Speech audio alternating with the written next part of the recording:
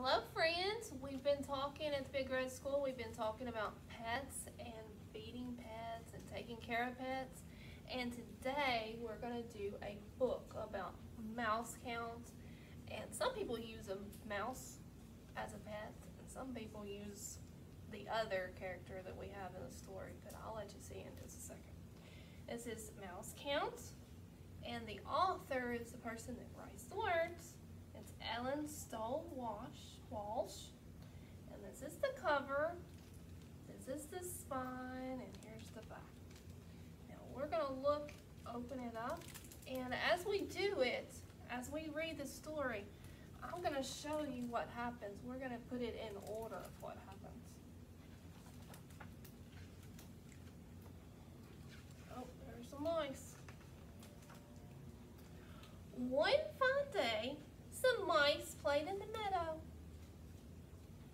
They were careful to watch for snakes. That's the character I was telling you about, the snake. Now, the snakes, in a little bit, I'll show you how you can make a snake. But when the mice got sleepy, they forgot about snakes, and they all took naps. When we get sleepy, we take naps. That is the first one. They're taking a nap. Ready to take a nap. While they slept, a hungry snake went looking for dinner. On his way, he found a nice big jar. And I've got a jar here we're going to do in a little bit. I will fill this jar with dinner, he said. He's hungry. And do you know what snakes eat for lunch? They eat mice. It wasn't long before he found 3 mice, little, warm, and tasty, fast asleep. There they are, sleeping. First, I will count them, and then I will eat them up, said the snake. Mouse count. 1. Now, I'll tell you a little bit more in a little bit, but we're going to count together. 1, 2. Oh, I forgot to show you my snake. This is my snake. We gotta pretend. See his eyeballs? There's 2. And what comes after 2? 3. Good job. He dropped them into the jar, but he was very hungry. 3 mice were not enough. Soon he found 4 more little mice, little, warm, and tasty, fast asleep. And he counted them. So there's, let's see, I think there's 3. After 3 is 4, 5, 6. What's after 6? 7. Good job. Counted them all. 4, 5, 6, and 7. But the snake was very, very hungry, and 7 mice were not enough. We're going to go back over to the sequence. The mice took the nap, and then the snake is putting all the mice in there.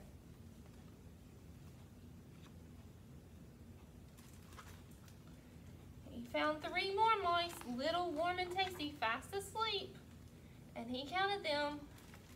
Does anybody remember how many was in here? If you don't remember, you can go back and count. 1, 2, 3, 4, 5, 6, 7. 7. Oh, I'll let my snake do it. 8, 9, 10. 10 mice are not enough. Now I'm going to eat you up, little, warm, and tasty, said the snake. Is he going to eat them? Wait, said one of the mice. The jar isn't full yet. And look at that big mouse over there. The snake was very greedy. Do you know what it means to be greedy? When you're greedy, you want more and more and more, and you're never happy with what you've got. So he was greedy and he went to look to get the big mouse. So he went off to get the big mouse. And while he was gone, the mice rocked the jar. It sounds like they're smart mice. And they're working together. One way and another way. Oh, what are they gonna do? You might have done this at home. You might have got in some kind of vehicle and rocked it back and forth. Until over it went. 10, 9, 8, well, the snake is gone. So why don't we get rid of the snake? 7, 6, 5, 4, 3, 2, 1. The little mice uncounted themselves and ran home. So they're running home. So I get to show you the next one of our sequence. They're running out.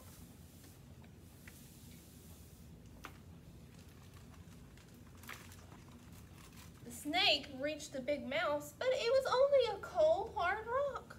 Was that the big mouse he was expecting? No. Can he eat a rock?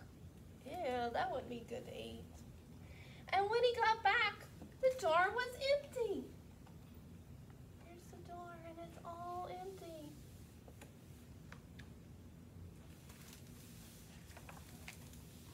And then there's the mouse all happy because they didn't get eaten.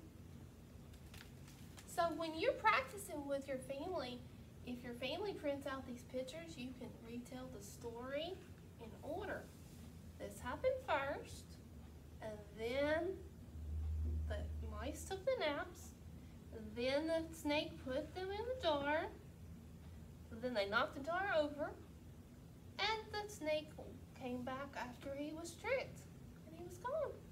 The mice were gone. So you can do that at home. I'll talk to your family in a little bit and tell them how that they can do this at home. See you next time. Hi parents. The book that I just read to your child was The Mouse Count, and we've been talking about working with pets and doing things with pets, so I picked the mice and the snake. There are all kinds of things that you can do with a mouse count. For the snake, what I did is I took an old sock, put hot glued eyes on there. You can make it as fancy as you want. You can put tongue inside. You can make a sock big or small. And what I found that worked best for the mice is to use the pom-poms. And in the book, it talks about, the first part, it talks about 3 mice at first. So I got 3 of the same color. That way you can keep track of what you counted.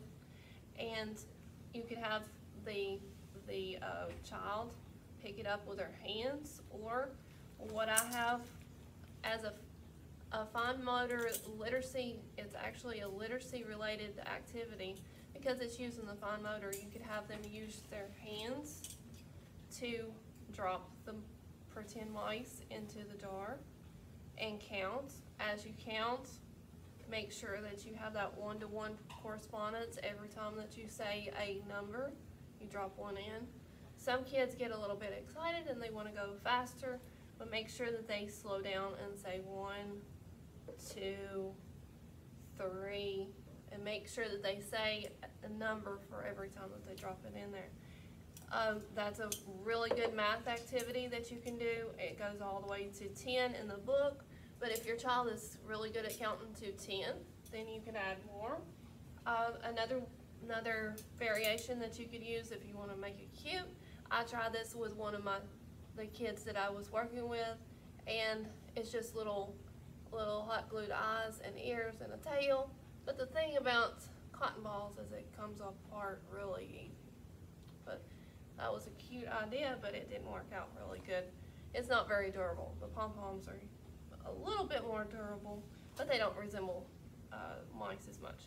Another variation that you could use to pick up, if your child is really good at the fine motor with a whole hand and moving their arm, You can use something as simple as a clothespin and move it and count. I even found, this is a hair clip. If you have something around the house, you can use this. It takes a little bit more strength with your hand to pick it up, but you can count like that. And even tweezers, you can use your whole hand to pick it up. What I also did is I had numbers written out, and you could have them match. You could say, okay, show me 4 mice, and then the child could count 1, 2, 3, 4. And another way of showing it is 4 with the numeral and the representation, and you could have them match it up. If you have something larger, and I apologize that I didn't have larger pictures, but you could have 1, 2, 3, and 4 and have them match up. And you could even have them practice on their hands, like there's 4 mice and show 4 with your fingers. And that's pretty much it. You can make it as complicated or as easy as you want. Just using things around the house is really beneficial for practicing numbers and counting. And that's it.